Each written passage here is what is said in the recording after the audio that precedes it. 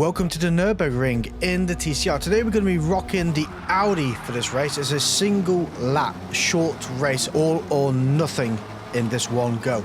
And the ending of this race is absolutely insane, so make sure you stick around for that. But heading down towards turn one, we gained a position already as three cars go neck and neck through that corner. And it gets kind of messy, as you can understand, in turn two, which is usual place for things to get a little bit spicy.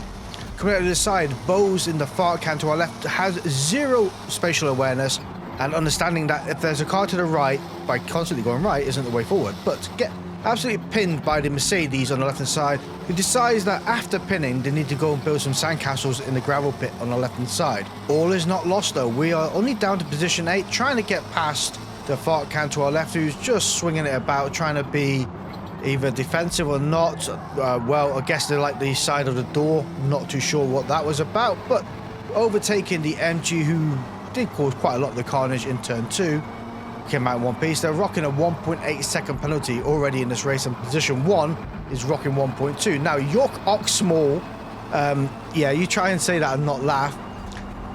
Yeah, that's just the start of it, so you can understand their name and title fits absolutely perfect, and I don't think it's your, I think it's mine and not is me.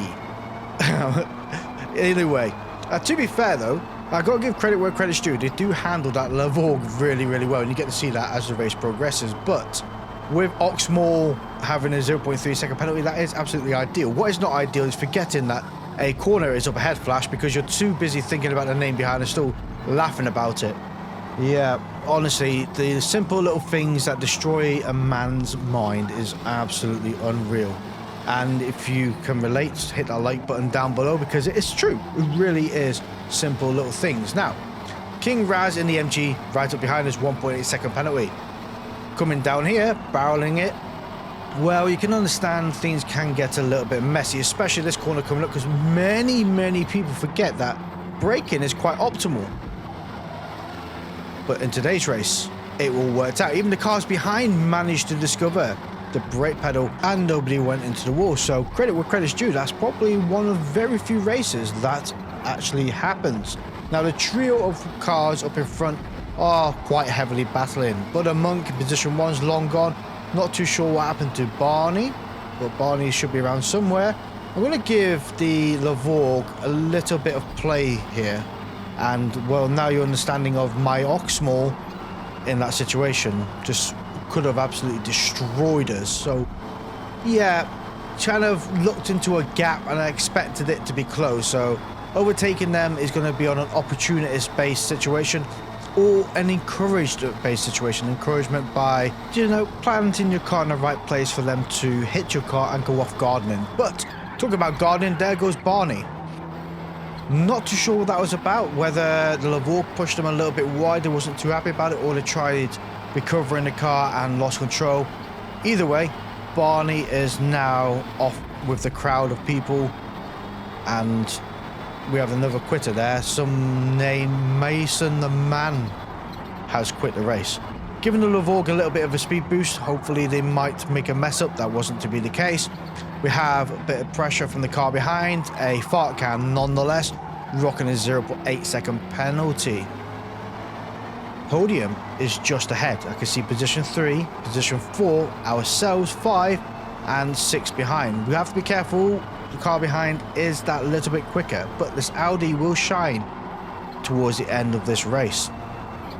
One thing I will say about this Audi where it doesn't shine is it feels a little bit lazy in the corners in comparison to the Honda Civic. Like, you know, the Honda Civic is a very pointy car. This thing is a little bit lazier and it feels like you're always in the wrong gear, but it's been such a long time since I've driven it, probably in my mind. Yeah, and it just felt like I was always in the wrong gear. The revs were too low. Looks like the pressure has been getting too bad. 350 S10 up in front, made a mistake. Lavore capitalized. But I think the Lavore's gone in a little bit hot. Ultimately, actually come out quite well. They didn't hit the wall where, you know, that wall's made out of glue and would absolutely destroy a car. But what it has done is given us a breakaway from said Lavore. One position gained from accident. Badass up in front. Bad 350S. Sorry, up in front.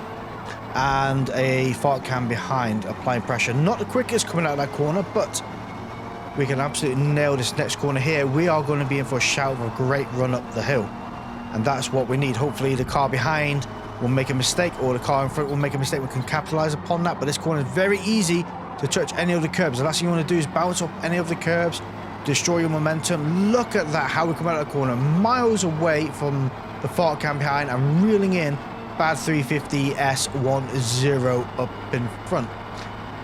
One caveat to this. Now, some people may find it easy to overtake on here. I've got to be honest, it's a bit more of a struggle. So instead of applying pressure, let's work with Castrol Honda Civic up in front, give them that speed boost they need. I'm going to hang to the side, be able to see where we are on the track, because the last thing I want to do is be right up the trumpet and forget this corner here exists.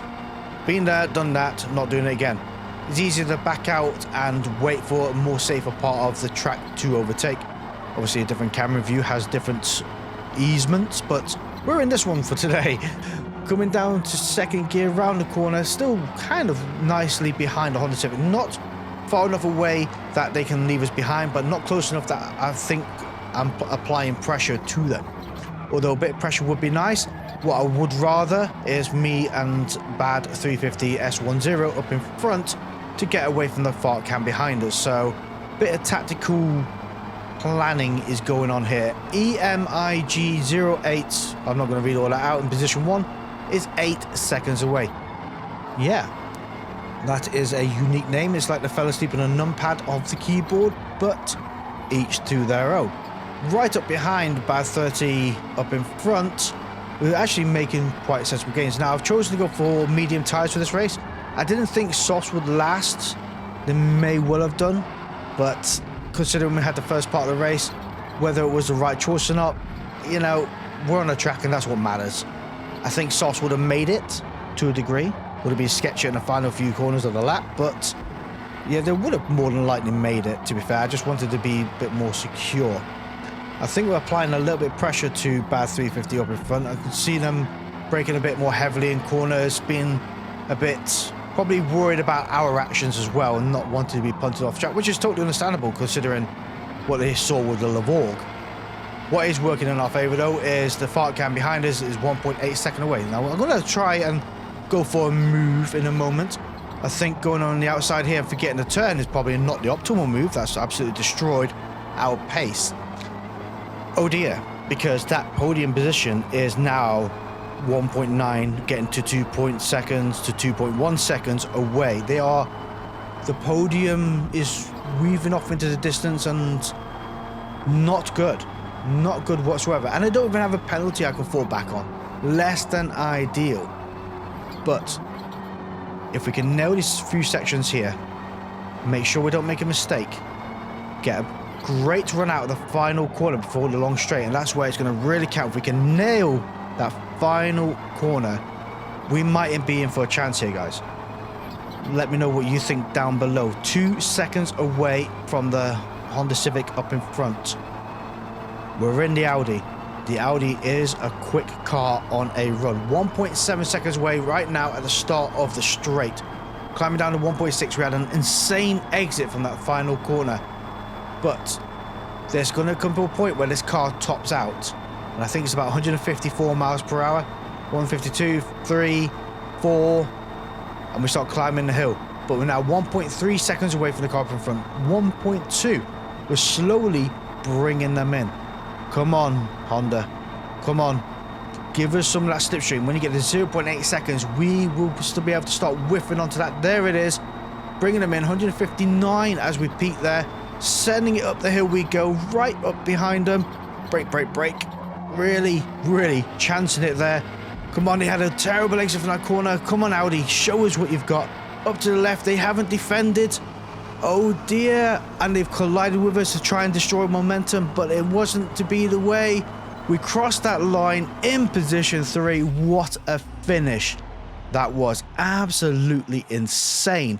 Never been so close and never been that fortunate. But we're going to head over to Lime Rock now, where things of fortune work semi in our favour, semi not.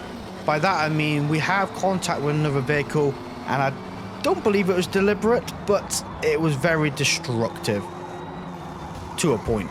Now, absolutely butchering turn 1 because I was probably a little bit overcautious turning in. I should have actually dived in and defended a lot better. We lost a few positions. I did actually qualify for this race, and I think I got P4, 5, somewhere along those lines.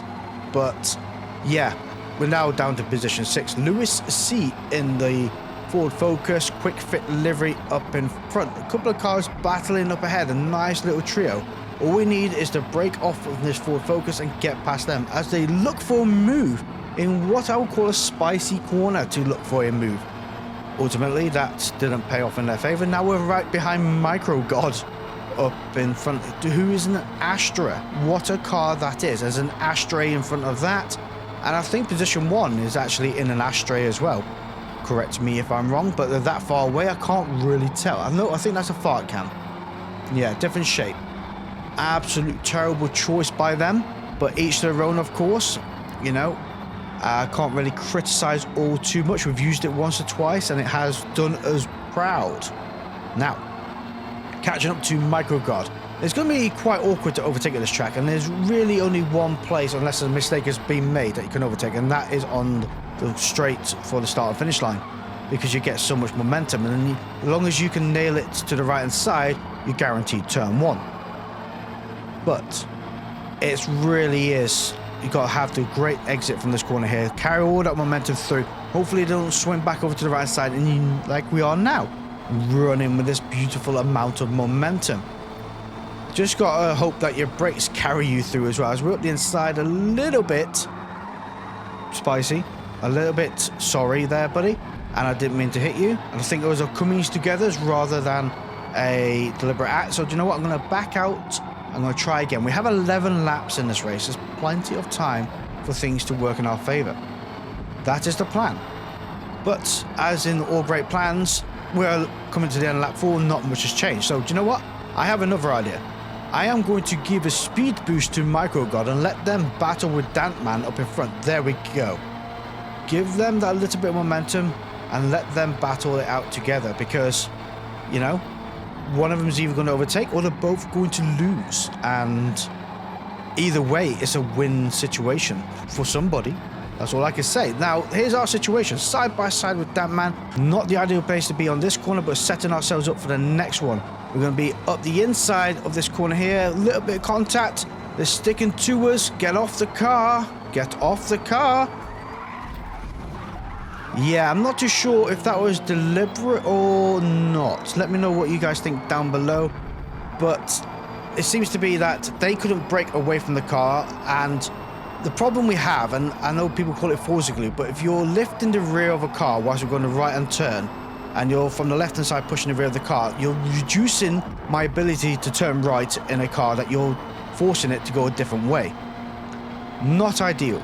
And not only that, as we're turning right, they're trying to turn right. Again, you know, it's just all things not working in your favor.